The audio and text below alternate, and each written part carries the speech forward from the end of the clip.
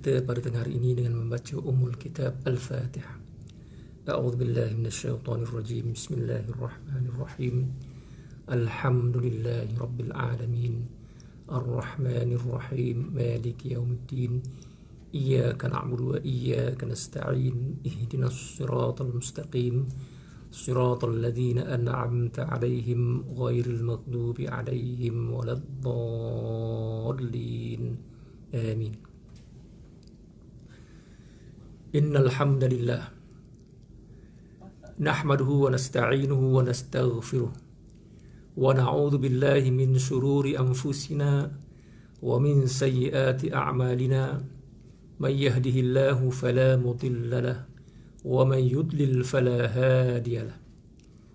Salatan wa salaman ala man la nabiyya ba'dah wa ala alihi wa ashabihi wa man tabi'ahu wa wala. Rabbi shrah li sadri wa yassir li amri wahlul 'uqdatam min lisani yafqahu qawli. Subhanaka la ilma lana illa ma 'allamtana innaka antal alimul hakim. Wala hawla wala quwwata illa billahil 'aliyyil 'azim. Allahumma ij'al jam'ana hadha jam'an marhuma wa tafarruqana min ba'dihi tafarruqan ma'suma. Wala taj'alillahumma fina wala ma'ana syaqiyan wala mahruman wala matruda. Allahumma amin. Para jemaah hadirin hadirat yang dirahmati Allah sekalian, alhamdulillah, marilah kita merafakkan setinggi-tinggi kesyukuran kita kepada Allah Subhanahu wa taala kerana dengan limpah dan kurnianya, hidayah dan juga inayahnya pada tengah hari ini dapat lagi kita bersama-sama mengadakan kuliah, kita membincangkan perkara yang berkaitan dengan syariat Allah Subhanahu wa taala. Mudah-mudahan kita digolongkan di kalangan mereka yang disebutkan oleh baginda sallallahu alaihi wasallam, may yuridillahu bihi khairan yufaqihu fid din. Barang siapa yang Allah Subhanahu wa taala menghendaki ke atasnya kebaikan, maka akan diberikan kefahaman terhadap agama. Para jemaah yang dirahmati Allah sekalian, pada tengah hari ini insya-Allah kita akan membincangkan beberapa perkara setakat mana kesempatan yang kita ada. Pada perbincangan yang lepas, kita ada bincangkan tentang bagaimanakah caranya untuk kita berwuduk ataupun kita mengangkat hadas besar, iaitu mandi, apabila anggota kita ini ada yang bertampal ataupun ada yang tidak boleh terkena air. Kita telah perincikan kaifiatnya, bagaimanakah praktisnya, ya. Namun saya tak tunjukkan lagi bagaimana cara untuk melakukan tayamum secara praktikal. Tayamum praktikal macam mana? Praktikal wudu kita sentiasa buat dan kita insya-Allah tidak akan lupa. Tetapi tayamum tadi ini, oleh kerana dia perkara yang jarang-jarang berlaku, jarang-jarang kita lakukan, maka kemungkinan kita lupa, ataupun kalau kita ingat pun kita panggil sebagai tidak biasa atau tidak expert. Tidak expert maknanya kita rasa janggal nak lakukan tayamum. Apalagi sekiranya kita nak bantu orang lain melakukan tayamum atau kita menayamumkan orang lain, ya. Perkara seperti ini walaupun jarang berlaku, tetapi insya-Allah mungkin setiap orang akan mengalami, ya.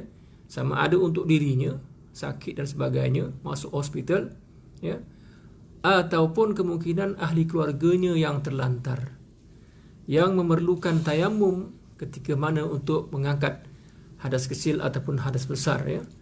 Maka di sini betapa pentingnya kemahiran yang kita ada. Setakat mana kemahiran kita miliki. Kalau tidak, maka kita akan berasa janggal, dan kemungkinan kalau yang azimahnya atau azamnya itu kurang kuat, maka ditinggalkan begitu saja. Tak apalah, biarlah nanti dah sembuh, biarlah dia qada, ikutlah macam mana. Jadi kita tak maulah, sebab solat itu merupakan suatu kewajipan selama mana akal kita waras. Ya, akal kita waras, maka ia suatu kewajipan, sama ada untuk kita atau orang lain. Ya, kewajipan mereka yang maknanya mereka ini masih mukallaf, masih dipertanggungjawabkan dengan hukum hakam taklif agama, ya. ibu kita, mungkin anak kita, mungkin ayah kita, datuk kita, ataupun kemungkinan kita sendiri. Dan ianya amat memudahkan sekiranya yang mempunyai diri yang sakit itu pun memahami kaifiatnya, tahu caranya, walaupun dia tak dapat melakukan sendiri, tapi tahu caranya dan kaifiatnya. Sama ada tayamum, ataupun wuduk, ataupun solat dalam keadaan sakit, dia memahami, tahu, ada ilmu. Kemudian yang membantunya, mungkin anaknya, mungkin jururawat, mungkin pembantu khas, tak kira apapun lah, ya. Mungkin ayah, ibu dan sebagainya. Yang membantunya itu pun memahami atau mengetahui, mempunyai skill yang sama. Maka ianya amat mudah untuk dijalankan. Maknanya di situ ada kerjasama dan satu penyelarasan yang baik. Tetapi kalau kedua-duanya tidak tahu, ya, ataupun salah satunya saja yang tahu, ini pun menyukarkan. Ya, ibu bapanya tidak tahu, kita tahu. Kita nak lakukan mengangkat hadas itu dengan keadaan ibu bapa kita tidak tahu, sakit, terlantar, maka ia menyukarkan. Ya, pada ketika itulah maknanya emosinya pun tidak stabil dan sebagainya, maka kita suruh begitu, begini dan sebagainya, akan menyukarkan. Ini pengalaman, ya. Tetapi kalau ibu bapanya tahu, anaknya atau pembantunya tidak tahu, pun sukar juga. Pada ketika itu nak arahkan itu ini pun kadang-kadang dah tak ada suara. Nak gunakan isyarat, tangan tak boleh bergerak. Jadi macam mana? Sebab itulah betapa pentingnya untuk kita mengetahui daripada sekarang. Sebagaimana kita mengetahui perkara-perkara dunia yang lain. Ya. Kita masak, kita ada menghafal 20 resipi. Dan mahir. Potong bawang tak tengok tak apa. Masukkan bawang, garam tak tengok dah, campak itu je. Sedap lah tu. Sebab kerana kemahiran yang ada itu. Kalau itu kita boleh. Kenapa? Apabila berkaitan dengan ibadah kita, khusus untuk bekalan kita di akhirat, kita tak boleh. Ataupun kita tidak mengambil berat. Ataupun kita tidak cuba mencari guru untuk mengajarkan bagaimana cara yang betul untuk kita melakukannya. Maka pada kali ini insya-Allah saya akan tunjukkan praktikal tayamum. Siapa nak buat, boleh buat. Siapa nak buat, boleh buat. Yang dah tahu, kita ulang kaji. Yang belum tepat, kita betulkan lagi. Ya, kita tasihkan lagi. Ya. Sebelum tu, ada beberapa soalan yang kecil-kecil saya ingin bincangkan sebelum saya pada praktis tayamum. Kita tunggu ramai sikit lah untuk praktis tayamum, ya. Pada soalan yang lalu yang telah saya kumpulkan, ada pertanyaan berkenaan dengan, ya, situasi PKPP sekarang ini, ya. Adakah dengan suasana PKPP tadi ini, kemudian hujan lebat, adakah gugur solat Jumaat? Ada soal saya ulang balik sambungan dia. Ya, adakah gugur solat Jumaat? Jadi begini, ya. Sebenarnya soalan ini bercampur aduk, ya. Hujan lebat itu sendiri yang menyukarkan, dah mengharuskan ataupun menjadikan satu keuzuran untuk seseorang itu tidak melakukan Jumaat. Jadi itu satu soalan, satu bab lah. Hujan lebat dan lumpur, ya, macam-macam lagi. Ada apa tu, tanah runtuh ke yang menghalang daripada sampai ke tempat itu, ada musuh, ada binatang buas dan sebagainya, memang tak boleh nak pergi solat Jumaat, itu gugur lah. Maknanya sembahyang zuhur lah, bukan sembahyang Jumaat. Sembahyang zuhur tetap wajib, tetapi untuk mengadakan solat Jumaat bagi orang yang mengalami keuzuran tadi itu tidak wajib lagi lah, ya. Kemudian dikaitkan dengan PKPP, ya. PKPP tadi ini arahan ulil amri, arahan pemerintah, dengan sebab-sebab yang wajar untuk menghalang tersebarnya penyakit yang berbahaya. Dia seumpama perincian kepada kuarantin, ya, perincian kepada kuarantin, maknanya untuk menjamin supaya penyakit itu tidak tersebar. Maka kita wajib taat. Sekiranya perintah itu merangkumi tidak boleh solat berjemaah dan Jumaat, maka kita tak wajib dah solat Jumaat atau berjemaah. Maka kita sembahyang sajalah di tempat kita, ya, sembahyang di tempat kita saja. Dan ini berlaku dalam sejarah. Jadi soalannya itu sebenarnya dua dalam satu. Tidak semestinya ada PKPP tak wajib sembahyang Jumaat. Tidak semestinya, sebab PKPP yang ada sekarang di tempat kita sekarang ini, bukan semua tempat lah, masih dibolehkan solat Jumaat. Dan ini tak boleh gugur pula. Kalau saya jawab PKPP gugur solat Jumaat, nanti orang tak pergi sembahyang Jumaat. Sedangkan sembahyang Jumaat ada, ya. Kalau kita kata ada hujan lebat dengan PKPP, nanti orang jadi susah pula.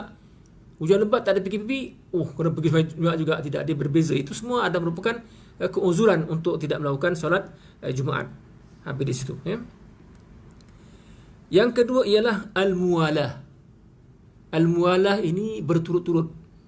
Khusus soalan ini berturut-turut dalam kita melakukan wuduk, rukun wuduk, ya, rukun wuduk yang 6 itu kita berturut-turut, basuh muka berturut-turut, kecuali niat lah, ya, yang perbuatan yang ada anggota ni, ya. Adakah perlu berturut-turut? Niat dah pastilah memang dipasang pada awalnya. Jangan dah siap wuduk baru niat. Itu. Ini perbuatan-perbuatan yang berbentuk basuh muka, basuh tangan, basuh sebahagian kepala, basuh kaki. Adakah berturut-turut itu merupakan suatu kewajiban? Maknanya terus-menerus, tak boleh rehat.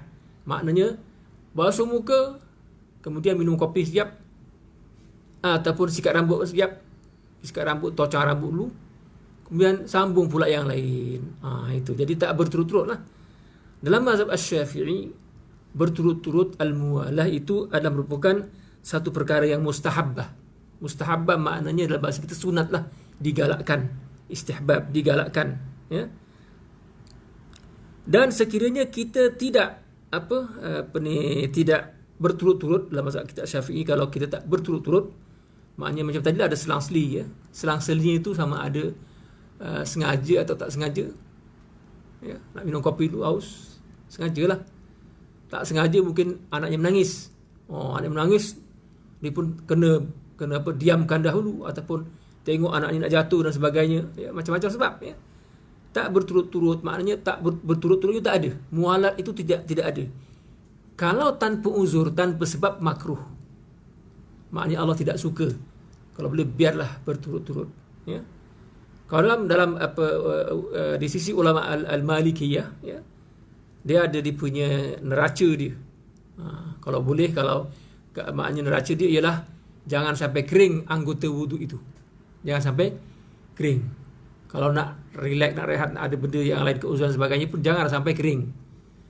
Kalau dah sampai, kalau belum kering, kita boleh sambung. Kalau dah kering tanpa uzur, tak boleh sambung, kena ulang semula. Tapi kalau ada uzur, kita sambung sahaja. Dalam mazhab kita Asy-Syafi'i, ya, sunat, mualat itu sunat. Dan kalau kita tidak mualat, tidak berturut-turut, tanpa uzur, makruh. Kalau ada keuzuran, tak ada masalah. Ada masalah. Nak wuduk sambil goreng ikan. Sambil goreng ikan. Nak tembalikkan ikan. Macam-macam sebab, ya. Boleh. Ataupun wuduk ke RNR, sambung ke RNR lain. Tak tahulah pasal apa, tengok ramai orang sangat. Lepas dia, kat sana depan lagi ada yang sebelah biasa tak ramai orang. Maka dia pun basuh muka, basuh tangan, teruskan pergi RNR yang sebelah punya. Yang apa kan, ada yang besar, yang kecil. Tengok, betul lah, tak ramai orang. Maka disambung balik, tak ada hal. Jarak dia berapa? 20 km katakan. Boleh, tak ada masalah, ya, tak ada masalah, boleh. Maknanya tak ada menjauhkan wudu, tak salah, ya. Okey. Habis, ya. Kemudian yang seterusnya ialah, adakah seseorang itu wajib mengqada sembahyangnya ketika mana dia pengsan atau pitam? Oh ya, silakan. Soalan wuduk ni berkaitan soalan wuduk cerahan. Ada orang kata lepas wuduk dia larang lap. Ada orang kata boleh lap. So mana yang baik, Ustaz? Boleh lap, tak ada masalah. Kalau ada keperluan boleh lap. Dah kita nak tayamum, kita wuduk, kita basuh tangan. Tapi tangan kita seperti kita pergi kuliah 2 minggu lepas kan. Kita nak basuh tangan. Memang kita basuh tangan, sebahagian tangan dapat dibasuh, sebahagian ditampal. Ya, kita pun dah alirkan air sedikit, kita bagilah isyarat air kat tampalan tu. Lepas tu kita nak ganti tempat tu dengan tayamum. Maknanya kita kena tayamum. Lepas tu baru sambung wuduk, baru sambung basuh kepala dengan kaki. Kalau kita tayamum dalam keadaan basah-basah macam tu, mukanya basah-basah, jadi apa? Jadi wayang Cina. Jadi muka tebal lah. Kalau kena pula tanah merah, debu tanah merah, cantik lah. Itu, jadi lap dulu, tak ada masalah. Boleh lap, tak ada hal, ya. Boleh lap, ya. Baik, celahan tu saya dah jawab. Kemudian yang seterusnya ialah, adakah maknanya perlu mengqadakkan solat, atau mesti mengqadakkan solat, atau wajib mengqadakkan solat bagi orang yang pengsan pengsan, dibius, ya, maknanya hilang, koma dan sebagainya. Ada yang seminggu, ada yang setengah hari, ada yang sehari, ada yang mungkin sebulan, ya, ada 3 bulan kemungkinan, ya. Saya tambah lagi, mungkin gila. Mungkin gila. Gila hilang akal, maknanya akal tak ada dah. Akal tak ada, otak ada, akal tak ada, ya. Jadi jawapannya ialah tidak wajib atau tidak perlu mengqada solatnya. Bukan solat, benda-benda yang lain lah. Kalau dia masa dia tak ada akal itu dia buat sesuatu benda yang contohnya seumpama jenayah pun tidak ditakrifkan ke atasnya, ya. Dia gila. Kemudian dia pergi ke satu kedai nasi lemak, dia ambil makan. Dia ambil buat lari makan. Dia lapar. Dia tak kira mencuri lah sebab dia gila. Jadi sebarang hukum taklif tadi ini digugurkan ketika mana dia pengsan, ketika mana dia tak ada akal tadi itu, ya, ataupun ketika dibius dan sebagainya, maka tidak perlu mengqada sembahyangnya. Selesailah, ya. Jadi Allah Subhanahu wa taala hanya mengikat taklif itu dengan akal, ya. Dalam mazhab kita Asy-Syafi'i pun maknanya selagi akal kita ada, ya, walaupun semua badan tak boleh bergerak, maka kita masih lagi wajib untuk solat ataupun sembahyang, ya. Habis, ya. Baik, habis ni kita masuk pada praktikal tayamum. Takut tak cukup bahasa nanti. Praktikal tayamum. Sebab yang lepas, 2 minggu lepas saya ceritakan bagaimana wuduk mereka yang kena ada tampalan, ya, tampal kat tangan, tampal kat kaki. Dua-dua tu anggota wuduk, dua-dua tu tak kena air, maka kena buat 2 tayamum. Tayamum untuk tangan, tayamum untuk kaki. Tapi bukan tayamum kat kaki. Tayamum tetap menyampaikan debu di muka dan tangan. Cuma dia tujuannya mengganti tampalan di kaki. Kemungkinan tayamum tadi, tayamum yang sapu muka dengan tangan itu untuk mengganti tampalan di tangan atau tampalan di kepala, ya.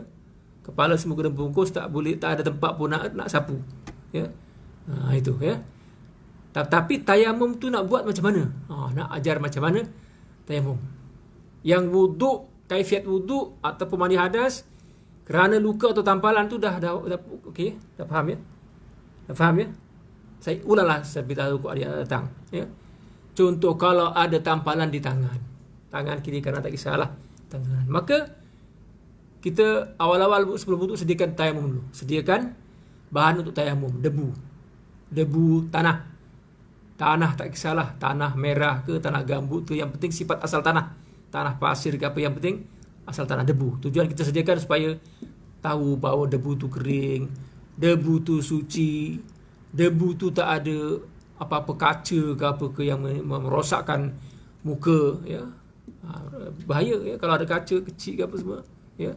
Kalau lelaki tak apa sangat kena kaca, kalau orang perempuan dah cantik-cantik tiba-tiba pergi tayamum cala-cala, kena kaca. Jadi kena hati-hatilah, ya.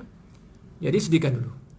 Kemudian kita pun wuduk biasalah, niat basuh muka, niat dan basuh muka. Basuh muka, tangan ditampal. Yang ini ada 2 pilihan. Sama ada nak tayamum dulu kemudian baru basuh tangan, ataupun basuh tangan dulu kemudian baru tayamum. Yang penting tayamum yang untuk menggantikan tampalan tadi, tempat tampalan tadi itu seiringan dengan anggota yang ditampal, seiringan dengan anggota yang ditampal. Jangan lepas habis wuduk siap baru nak dah basuh kaki baru nak tayamum ganti yang tangan, tak. Tayamum itu mesti seiringan dengan anggota yang ditampal, seiringan, ya. Jadi 2 pilihan. Kalau kita ambil pilihan pertama, kita tayamum dulu, kita hanya perlu lap muka lah untuk keringkan muka tu supaya debu tu tak bertimpik-timpik di muka dan tidak basah debu tersebut. Kalau kita buat pilihan yang kedua, kita kena lap muka dan lap tangan yang kita basuh tadi itu, baru kita tayamum. Jadi caranya kita wuduk basuh muka, katakan ambil pilihan pertama, ya, maka kita laplah muka yang basah tu, laplah. Kalau kering, ada setengah negara tu kita buburnya kering, dia udaranya kering, tak ada wap air, tak sama tau, tak sama. Ada negara yang kita sedia baju setengah hari baru kering, ada negara yang sedia baju 20-10 minit kering, sekejap je uduk kering. Tengok kalau kat Gurun Sahara macam tu lah, Gurun Sahara Ini pernah bawa uji kaji tapi bukan saya lah. Kan bukan saya lah. Dia buang air. Buang air besar. Air besar. Jalan-jalan kat Gurun Sahara tu. Gurun Sahara dekat sepadan Libya dengan Mesir. Memang Gurun Sahara betul. Daripada Laut Mediterranean tu lebih 1000 km lah. 700 hingga 1000 km. Dekat satu ISIS. ISIS namanya Siwah. Type kat Google Siwah. Kalau boleh, kalau dah COVID-19 dah tak ada, pergilah Siwah. Ya, melawat sana. Ya, satu ISIS di tengah gurun-gurun yang kontang tadi tu. Jadi dia pun nak buang air dulu. Dia pergi tempat yang ada, dia ada dune kan. Dia korek. Agaknya lah sebab tangan dia macam ada korek-korek. Kita pun tak tengok dia. Lepas tu dia buang air. Lepas tu tengok, lama pasal apa? Kering, dia kata. Buang-buang terus kering. Lekat payah, nasib baik buang air. Sebab kita nak isi dengan kertas kan, syaratnya belum kering najisnya. Sekali dia berak elok, nak dilap kering dah. Yang bawah yang jatuh pun kering, yang melekat pun kering. Tak tahulah gambar dia macam mana. Kering. Lap tak boleh. Nasib saya buat botol mineral penuh. Saya pun tu yang saya lama sikit, saya berak, saya basuh lah dengan air sebab tak boleh nak lap pakai tisu, tak boleh. Dah kering, cepat tersejat terus. Itu selingan ya. Kalaulah maknanya basuh muka kering, tak payah nak lap-lap dah. Jadi luka kat tangan ditampal tadi tu, maka kita dah sediakan tempat tayamum tadi tu. Maka kita pun ambil debu, sapu kat muka, ambil debu saya lagi, sapu kat tangan. Ini sapu kat tangan. Selesai.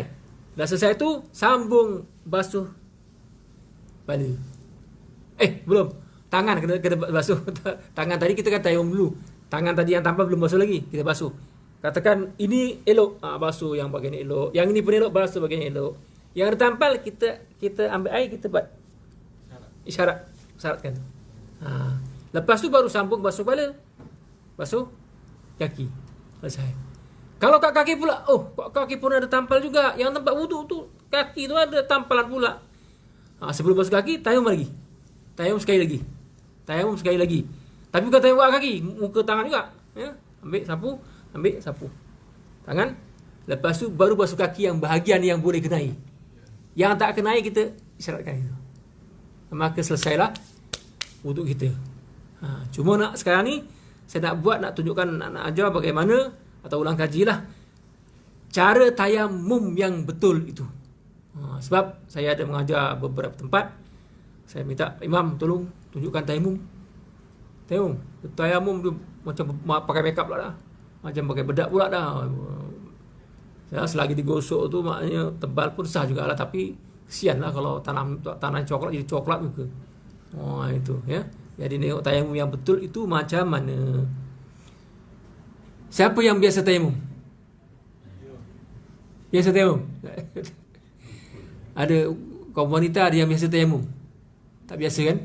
Tapi bila kita perlu nak tayamum, sudah macam mana tayamum. Jadi kita kena tahu tayamum daripada sekarang. Saya tunjukkan bagaimana untuk tayamum, ya. Tengok betul-betul ya, fokus ya. Nak buat boleh buat ikut sekali, tak ada hal. Ya, saya berdiri ni supaya nampak jelas. Ya. Ini tempat saya sediakan tayamum. Boleh nampak tak? Ya, ini cukup, besar ni cukup. Kertas ke apa ke besar ni cukup dah. Kita nak buat dua tepukan atau dua tepukan saja, ya, tempat yang berbeza ya. Ya. Dua tepukan tempat yang berbeza. Jadi saya kena tanggalkan lah kalau spek apa semua kena tanggalkanlah. Ya. Tangan kena sing-sing lah. Sebab ini tangan ni anggota tayamum. Sekalipun bertampal dia tetap tayamum kat situ juga. Sekalipun bertampal tetap anggota tayamum dan kena tayamumkan, ya. Sebelum tu ingat ya.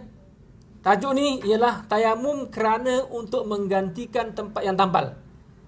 Dia ada tayamum lain, tayamum kerana tak ada air. Itu cerita lain. Saya belum cerita lagi. Ada lagi tayamum kerana tak boleh pakai air pengsan, sejuk sangat. Jadi gangren katakan, ya. Macam kat negara sejuk dan sebagainya. Itu cerita lain. Ini bab tayamum kerana nak ganti tempat yang luka ditampal tu. Air ada banyak, air hujan lagi, sungai tepi tu. Air terjun lagi ada. Tapi nak gantikan, ya kan, 3 bab yang berbeza ya. Jangan campur adukkan. Pengalaman saya ngajar, saya campur adukkan pening orang. Jadi saya bagikan tajuk tu satu-satu. Yang sekarang ini menggantikan tempat wuduk yang ditampal dengan tayamum. Sediakan tempat seperti ini. Ya. Ambil debu, tabur debu. Sekarang ada jual debu.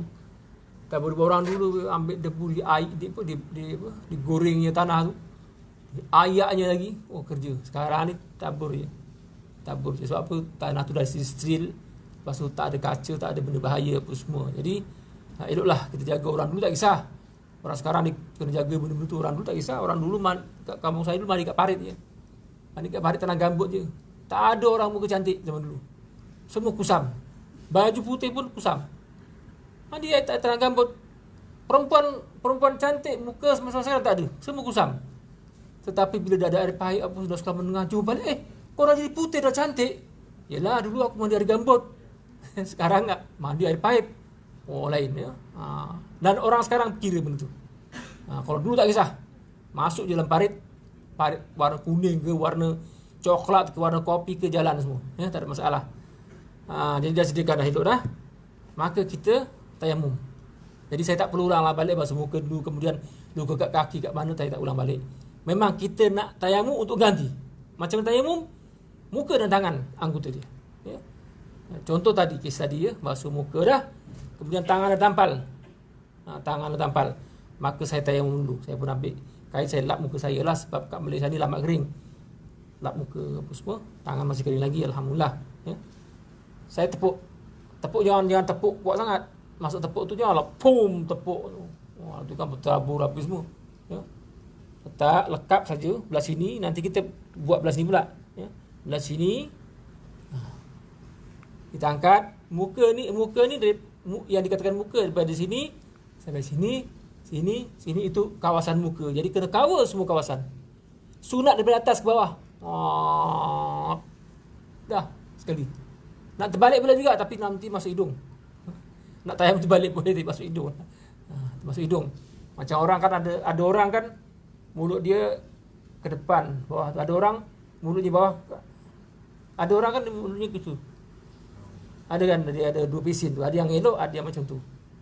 Jadi kalau yang mulutnya ke sini, elok buat macam ni lah. Tapi kalau yang mulutnya macam ni, tarik masuk dulu.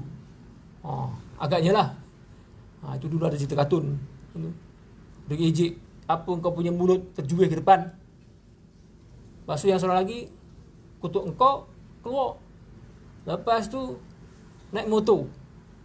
Hujan kan, hujan jatuh situ kan, jadi air tak masuk dalam mulut. Yang seorang lagi bangga, dia makan kacang campak je masuk. Sebab dia macam tu mulut dia. Masuk. Sekali hujan habis masuk penuh air. Itu yang jangan galakkan orang yang masuk dia tu. Moral dia. Okey. Sapu ya, tepuk. Sapu. Selesai. Tangan belum. Tepuk sekali lagi. Ya, pelan-pelanlah tepuk. Kalau tebal sangat, taburnya bukan tabur sampai seinci ke 1 mm tak. Tabur tu asal debu tu ada kat permukaan itu. Satu kotak tanah tu boleh guna banyak kali. Kalau kita tak tebal, tuang habis ya. Sekali lagi. Ada debunya ya. Kalau tebal kita tipiskan ya. Tangan kiri ini ada debu, Tangan kiri untuk sapu tangan kanan. Terbalik pun tak apa, tapi makruh lah. Ya. Atas ke bawah, terbalik pun boleh, tapi makruh lah. Jadi yang sebaik-baiknya atas ke bawah, sini ke bawah ya. Jadi tangan kiri untuk sapu tangan kanan. Bahagikan kepada 3. Yang jari-jari ini 1. Ni 2. Ni 3. 1, 2, 3. Nampak? 1, 2, 3. Tangan ini pun ada 1, bawah ni 1. Ini atas ni 2, yang ni 3. Nanti kita akan cantumkan tangan tu kepada tangan kanan. Ingat ya. Yang bahagian bawah ni, bawah tangan ni, yang di bawah tangan ni sampai ke siku ni 1. Yang ni 2. Yang ni 3. Ni apa? Ibu jari. 3. Macam tadi lah ni. 1, 2, 3. Kita nak cantumkan. Maka kita satu dengan satu. Satu dengan satu. Nampak? Satu dengan satu. Tarik sampai ke siku. Nak lebih sikit pun tak apa. Tapi siku ni tak payah disabu tak apa. Ya. Sampai sini. Kemudian 2 dengan 2. Satu jangan lagi. Satu jangan lekatkan lagi. Ya, 2 dengan 2 ni. Tolak je. Lepas tu 3 dengan 3. Ni sapu. Saya ulang balik. 1 dengan 1. Sapu. Ni. Dah cover semua. Ini pun masih belum sapu lagi. 1 dengan 1. 1 dengan 1 sampai siku. Kemudian 2 dengan 2. Yang 3 dengan 3. Selesai. Ustaz, tapi ada yang macam tak kena lah. Ini pun macam tak kena ni. Yang lekuk-lekuk ni. Tak payah kenakan. Jangan pula tengok cermin tak kena ni ambil serbuk. Yang penting kita dah cover semua. Yang penting kita dah cover semua. Ini pun dah kita cover semua. Tapi kalau kita tak buat macam tu, nanti kita ada yang terlupa. Gosok-gosok. Dah lupa. Tapi kalau kita buat macam ni, maknanya kita pasti telah cover semua bahagian.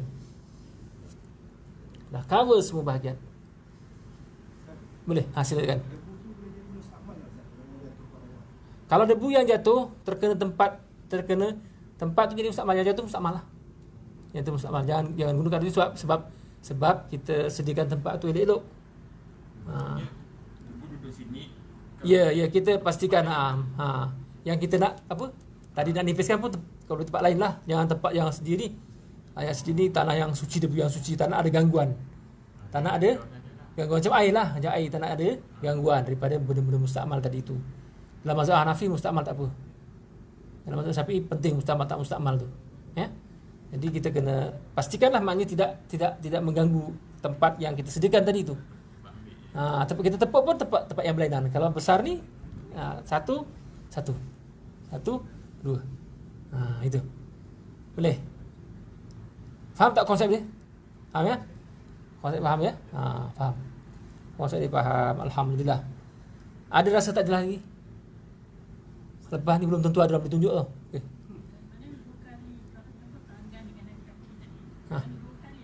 Ya, 2 kali tayamum. Tadi untuk tangan kan. Lepas saya tayamum, saya pun basuh tangan lah. Basuh tangan karena tak ada luka apa, basuh semua macam untuk biasa. Tangan kiri basuh yang elok. Yang ni tak kat sini tampal. Tampal kita jangan basuh. Kita basuh yang elok saja. Yang tampal tu kita ambil air sikit. Kan? Kita buat macam alirkan isyarat itulah. Ya? Nampak? Boleh. Sambung basuh muka, kepala. Kaki pula kena tampal. Tayamum balik. Tepuk basuh muka, tepuk saya lagi tangan. Kalau kita dah biasa laju je. Okey, lepas tu baru basuh kaki. Basuhlah bahagian yang elok, yang ada tertampal, yang ditampal itu kita hanya sedikit alirkan air. Gariskan air itu. Maka selesai wuduk kita. Ini caranya, nak buat macam mana? Tak boleh buat apa dah, itu cara dia. Ya. Ada pandangan lain? Ada. Ustaz ada pandangan lain? Ada tak ada pandangan lain? Ada. Kalau kita cari ya dalam ulama-ulama yang terkini dan sebagainya, ada yang agak memudahkan. Sekiranya benda itu ditampal,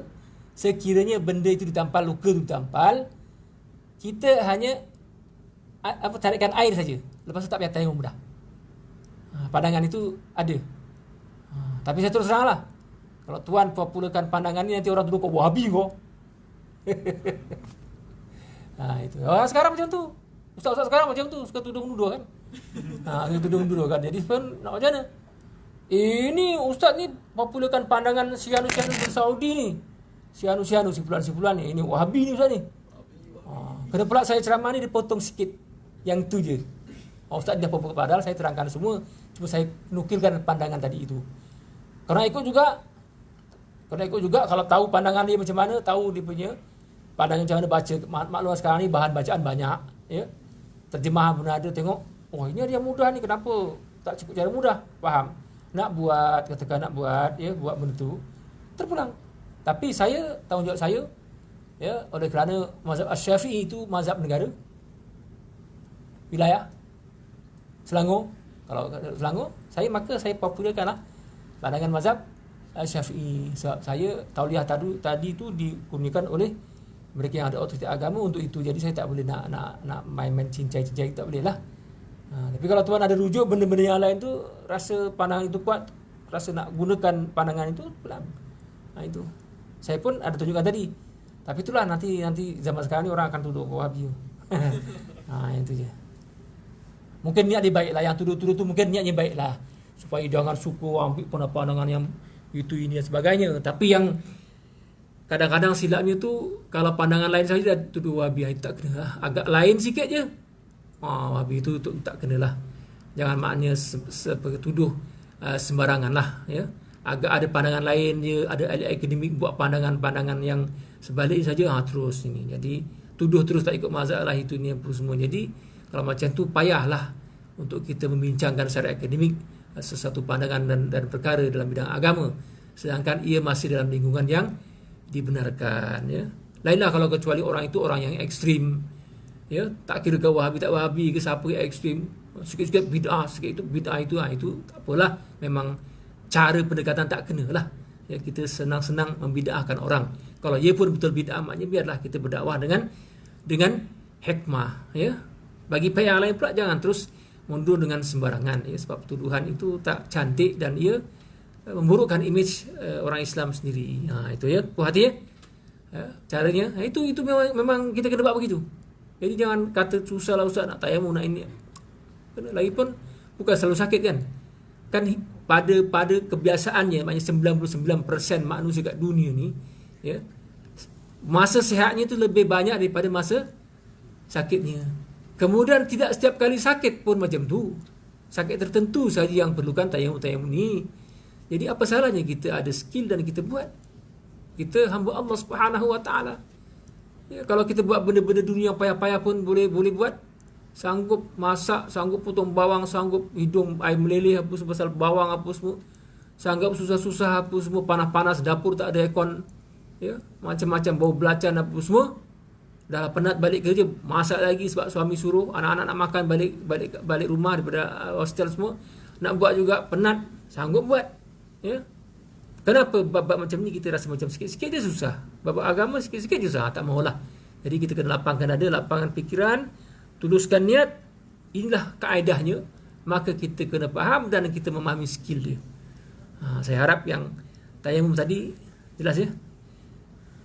Ada siapa nak tunjukkan? Tuan tunjukkan. Tayamum saja, tunjuk saja, ya. Tunjuk. Ya. Oh, mereka yang ada Jabirah tu bungkusan tambalan. samalah.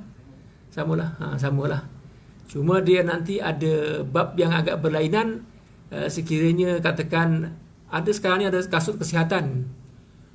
Mungkin dia aksiden, kakinya tak terseliukan luka, dia punya urat apa, dia punya tisu luka apa semua, dia kena pakai satu kasut, pakailah 3 bulan supaya dia ni jangan buka pun seminggu sekali tu kan. Yang tu kira macam khuf lah, jadi macam khuf. Yang itu tak perlu tayamum dah. Tak tayamum dah, sapu saja air. Itu sapu saja air. Untuk orang mukim 1 hari semalam, untuk orang musafir 3 hari 3 malam. Jadi kenalah dia buka setiap kali. Kalau dia tak musafir, kena buka lah sehari semalam, buka waktu, katakan pilih waktu subuh, sebelum subuh dia buka, dia wuduknya biasa, pakai balik. Nanti sembahyang zuhur, sembahyang asar, maghrib, isyak, dia sapu saja di atasnya dengan air. Tapi bukan basahkan je, sapu je, ambil air, sapukan. Jadi jarakkan pun cukup dan wuduk sah, sembahyang tak ada hal. Boleh tunjukkan. Ya. Macam mana?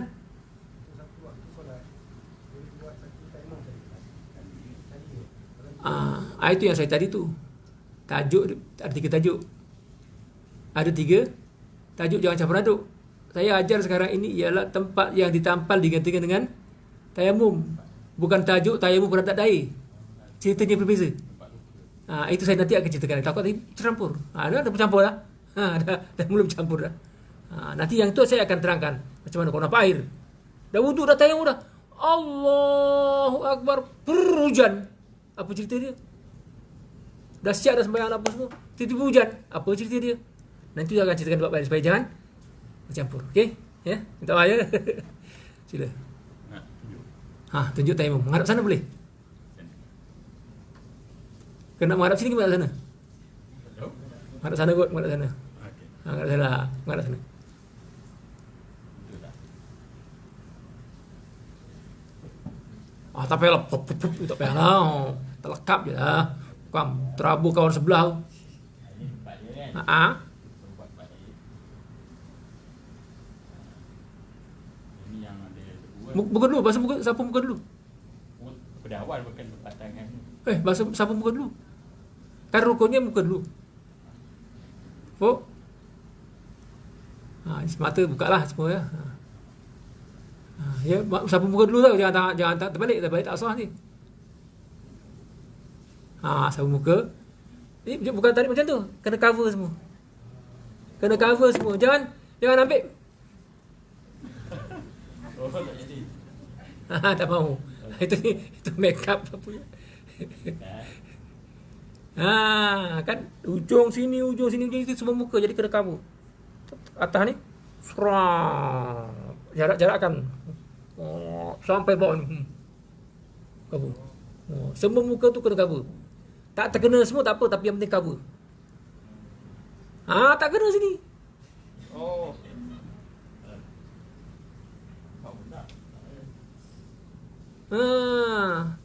Macam ni saya tengok ya. Tengok. Jangan tarik ke bawah. Kita gerakkan sikit tangan tu supaya Dia cover. dia cover. Kalau kita buat macam ni, tarik macam ni je, tepi tak kena. Nampak tak? Kita ambil ini pun tak kena. Sini je garisan ini. Ya kita kena coverkan. Pandai-pandailah kita cover tu. Kalau cover macam tu memang cover lah. Tapi kalau cuma sekarang macam ni ya tak kena. Kena tak? Kena. Macam sini tak kena je, tak ada sini.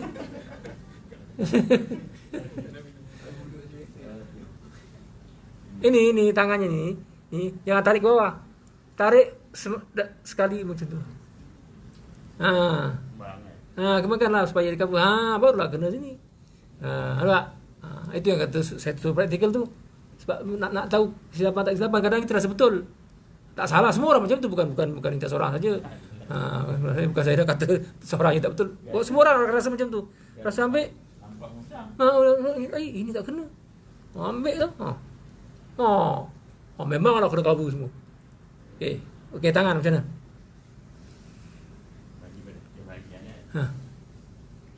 Tak sapu tangan kanan dulu. Terbalik pun boleh, tapi makruh buat apa? Alang-alang buat, jangan makruh buat. Jangan macam ni. Tak dekat.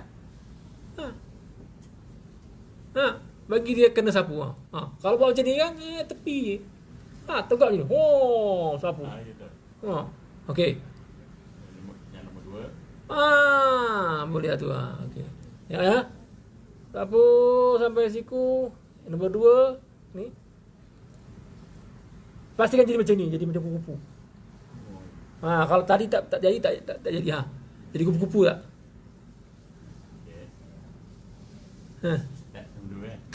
Lekatkan. Jangan macam ni sapunya. Ini tak melekat. Tak jadi kupu-kupu. Itu kupu-kupu malam. Tak jadi kupu-kupu. Kalau macam ni, jadi kupu-kupu apa macam ni? Tengok.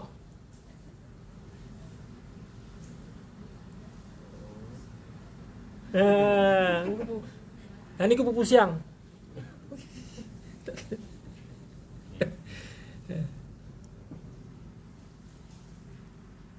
Jadi kupu-kupu tak? Jadi kupu-kupu tak? Jadi kupu-kupu. Okay.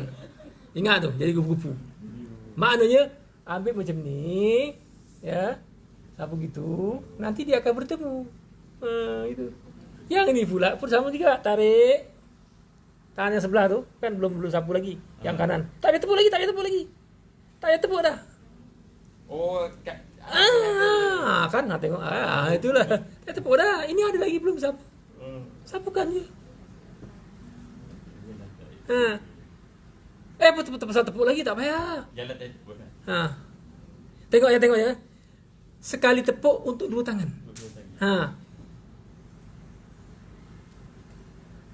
Kupu. Ya, kupu. Yang ni belum lagi sapu. Tak payah tepuk lagi dah. Nampak? Oh, sampai siku. Ini tu ni. Kupu-kupu. Okey. Okey. Saya pun dulu saya tak tahu, saya belajar berguru. Jadi itulah yang boleh buat explanation lah sebab ada berguru lah. Boleh? Okey. Boleh. Yang boleh tangkap tak? Boleh. Tak apa, nanti ada masa tertentu saya ulang balik, tak apalah, jangan bimbang lah.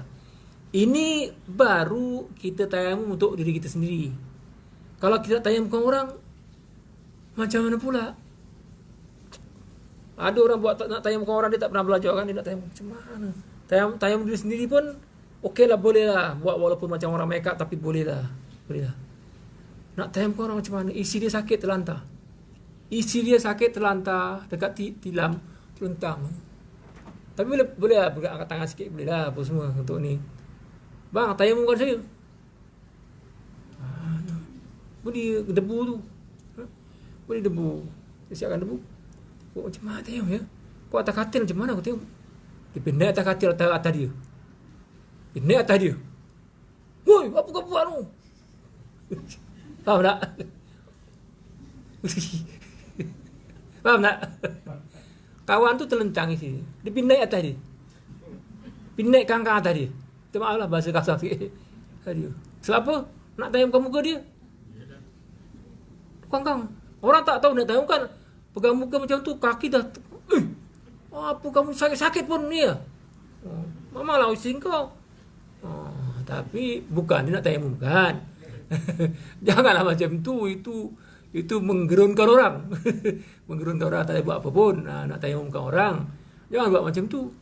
Itu suami isteri kalau laki dengan laki. Lagi bahaya kamu ni. Apa itu. Jadi kena tahu macam mana nak tayamumkan orang yang dalam keadaan macam itu. Ya. Jadi nanti saya akan tunjukkan caranya. Bukan sekarang lah, saya akan tunjukkan caranya. Saya tak takut nanti bercampur yang tadi. Hadamkan ataupun fahamkan yang ni dulu, praktisnya macam mana. Cuba buat kat rumah, ajarkan ke anak, kat isteri. Yalah, kalau kita sakit, anak kita pun tahu, sama-sama ada ilmu, senang. Tapi kalau kita aja ada ilmu, anak kita tak tahu. Kita pun dah diikat macam tu. Kau tarik buku, angkat macam ni, kau buat macam ni. Oh ya, aku bagi kang, tak jadi juga. Kan payah. Tapi kalau faham, masing-masing sama faham, anak dia buat dengan serta-merta, dia pun jadi. Itu. Tak ada timbul tadi merangkak naik atas apa semua tu. Itu boleh. Kau tak pernah naik atas, belakang pula bahayanya macam-macam ada. Tepi tengah ke macam mana ke, nanti saya akan tunjukkan. Saya nak sambung ada sikit soalan, ya, sikit soalan. Boleh ya? Faham ya? Alhamdulillah. Yang tahu kena ajarkan yang tak tahu. Pastikan satu keluarga tahu. Jangan kita senyap. Saya mula-mula pun tahu seorang. Ini kesedaran timbul. Tiba-tiba dia ada masalah jantung kan. Masuk ward apa semua. Sudah. Anak aku tak ajar betul-betul lagi. Sudah. Kan payah. Kita badan lemah. Nak cakap pun kita dalam keadaan macam tu, kita emosi kita tak stabil apa semua. Ya. Lepas tu tak boleh. Semua kena mahir. Ahli keluarga yang jaga kita kena mahir. Kalau tak, payah. Siapa sang? Yalah. Ingatkan umur 70-80 nanti barulah kena buat macam tu. Rupa-rupanya baru umur 50 lebih dah kena. Ada yang kat hospital ni umur 30 lebih. 20 lebih pun ada. Bayangkan semua tak tahu. Bukan kesiannya lah. Memang tak sembahyang dah. Itu masalahnya. Ya. Jadi kita akan ambil berat. Baik, seterusnya. Ada 1 minit lagi. Ya. Berkaitan.